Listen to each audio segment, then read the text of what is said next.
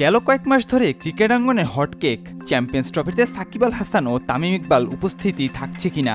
অনেকে এখনই দেখে ফেলেছেন তামিম ফিরছেন জাতীয় দলের ওপেনার হয়ে, অনেকে ক্যারিয়ারের শেষটা দেখে ফেলেছেন সাকিব আল হাসানের, আবার কারো কারো ক্ষেত্রে মন্তব্যটা সম্পূর্ণই বিপরীত। সাকিবকে দেখছেন তারা চ্যাম্পিয়ন্স ট্রফির স্কোয়াডে, আর পাশাপাশি তারা তামিমের প্রত্যাবর্তনের গল্পটাও শুনতে নারাজ।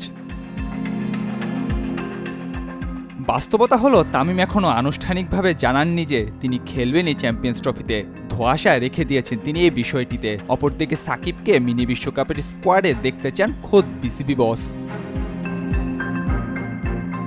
সাকিবকে টুর্নামেন্ট খেলানোর কথা জানিয়েছেন ফারুক আহমেদ নিজেই, তবে সাকিবকে খেলানোর বিষয়ে অনেক কাঠখড় পোড়ানোর ইস্যু থাকলেও তামিমের ক্ষেত্রে তা একদমই নয়। কিন্তু এখানেও রয়েছে বড় একটি প্রশ্ন, সেটি হলো তামিম কি আদৌ খেলতে চান? খেলতে চান কিনা সেটি নিয়ে জল কম ঘোলা হচ্ছে না। দুজনেরই খেলার বিষয়ে সুনিশ্চিত কোনো উত্তর না থাকলেও চ্যাম্পিয়ন্স ট্রফির পরিকল্পনা রয়েছেন সাকিব তামিম দুজনেই। আগামী 15 জানুয়ারির মধ্যে আইসিসিতে অংশগ্রহণকারী 8 দেশের দল জমা দিতে হবে।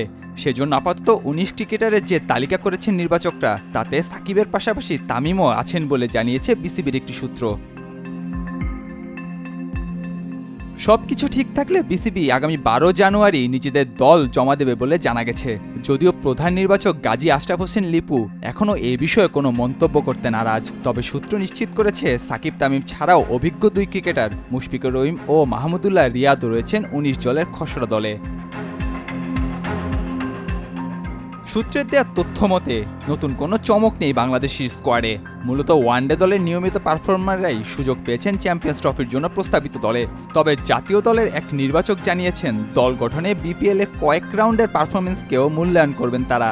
নিয়মিত ওয়ানডে যারা খেলেন তাদেরকেই প্রাধান্য দেওয়া হচ্ছে বলে জানান তিনি। 19 ফেব্রুয়ারি থেকে হাইব্রিড মডেলে পাকিস্তান ও সংযুক্ত আরব আমিরাতে শুরু হচ্ছে চ্যাম্পিয়ন্স ট্রফি।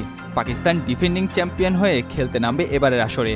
8টি দল 2 গ্রুপে ভাগ হয়ে লড়বে শিরোপার লড়াই। গ্রুপ এতে জায়গা হয়েছে বাংলাদেশ, ভারত, নিউজিল্যান্ড ও স্বাগতিক পাকিস্তানের, আর গ্রুপ বিতে লড়বে আফগানিস্তান, অস্ট্রেলিয়া, ইংল্যান্ড ও সাউথ আফ্রিকা। নাহিয়ান আরিফিন, নয়া দিগন্ত।